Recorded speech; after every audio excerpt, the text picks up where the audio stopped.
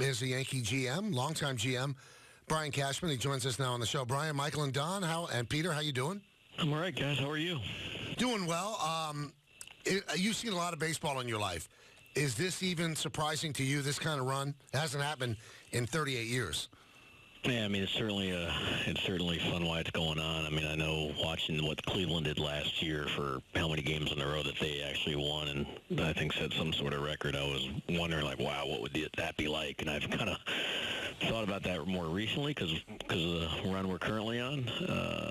So it's a fun ride. I mean, right now watching these guys go after it and the way they're going after it and how they are committed, through the entire game, and we're having success on all sides of the ball, offensive, defensive, bullpen rotation. It's fun to watch why it's going on because it's a long year, and we're going to have some dark times, that we don't have to deal with, but it's time to enjoy the good run while it's happening. What area of the team has completely exceeded your expectations? Well, exceeded. I don't know.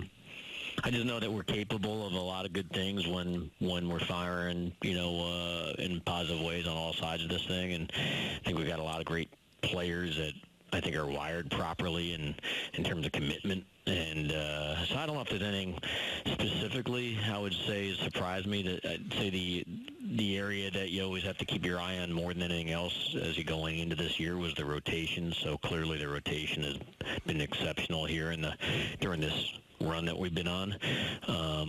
And so we're thankful for that. I know they're capable of a lot, but that's, again, we're playing in an American League East with ballparks that are much smaller than maybe other divisions with Baltimore and Fenway Park and Yankee Stadium. So that can run you aground every now and then as you try to navigate that type of stuff. But I'd say the rotation, is thankfully, excelling right now, and that's going to be a big reason why we would or wouldn't have success as true of any team, I guess.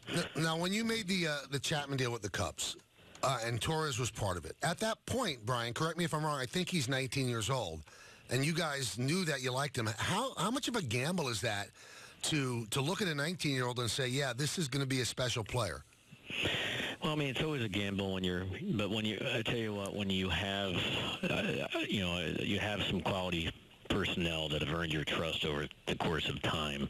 You call it the credibility tree. So when you have some scouts that have continued to make suggestions and people that are in the analytics world that are continuing to make some suggestions and they've been more right than wrong, or mostly right and less wrong, it gives you more comfort level to take, risks on higher ceiling players that are further away because of their age. So whether it was a Gleyber, Torres at 19 years of age, we tried to engage the Cubs in truthfulness about some of their talent that was the major league level, that was helping them win games at that time.